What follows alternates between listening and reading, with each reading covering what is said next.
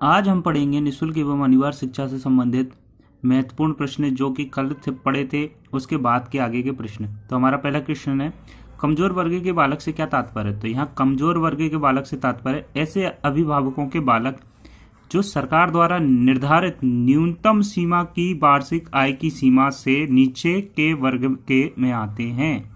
यानी कि ऐसे अभिभावक यानी माता पिता के बालक जो सरकार द्वारा निर्धारित न्यूनतम सीमा की जो वार्षिक आय है, यानी उनकी वार्षिक कमाई है, उससे नीचे की सीमा में आते हैं, वही क्या कहलाते हैं, कमजोर वर्ग के बालक। ठीक है।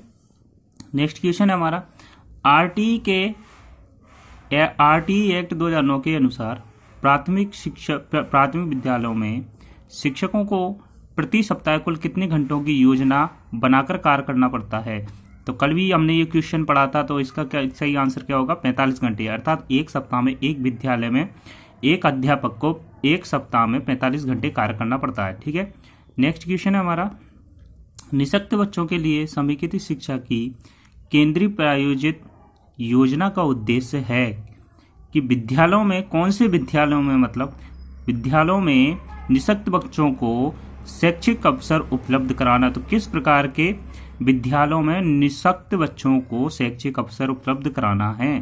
तो इसका सही आंसर होगा हमारा नियमित विद्यालयों में। कैसे विद्यालयों में, नियमित विद्यालयों में।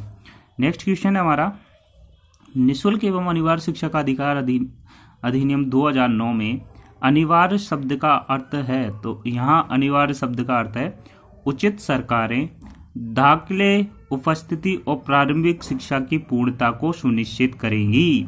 क्या है अनिवार्य का अर्थ, उचित सरकारें दाखिले, उपस्थिति और प्रारंभिक शिक्षा की पूर्णता को सुनिश्चित करेगी। हमारा अगला क्वेश्चन है, भारतीय संविधान के किस अनुच्छेद में 6 से 14 आयु वर्ग के बच्चों के लिए निःशुल्क एवं अनिवार्य शिक्षा का अधिकार शामिल किया गया है। निःशुल्क एवं अनिवार्य शिक्षा का अधिकार किस अनुच्छेद में शामिल किया गया है, तो अनुच्छेद 21A में। ठीक है। नेक्स्ट क्वेश्चन है हमारा, बच्चों के लिए निःशुल्क एवं अनिवार्य शिक्षा का अधिकार अधिनियम 2009 के लागू है, किस उम्र के बच्चों के लिए लागू है ये, तो सब जानते हैं 6 से 14 वर्ष की आयु के वर्गों के बच्चों के लिए। ठीक है। नेक्स्ट क्वेश्चन है हमारा, शिक्षा का अधिकार अधिनियम 2009 में वर्ष 6 से 14 वर्ष की आयु के बालकों जो कभी विद्यालय न गए हों अथवा विद्यालय शिक्षा अधूरी छोड़ने वाले बच्चों को शिक्षा की मुख्य धारा से जोड़ने हेतु क्या लागू किया गया, किस बात पर जोर दिया गया है, ये बताना है हमें कि 6 से 14 वर्ष के आयु वर्ग के जो बच्चे हैं उनके लिए क्या लागू किया गया है। विशेष पाठ्यक्रम लागू करने पर जोर दिया गया है। क्या शिक्षा का अधिकार अधिनियम 2009 में इस बात पर जोर दिया गया है, नहीं।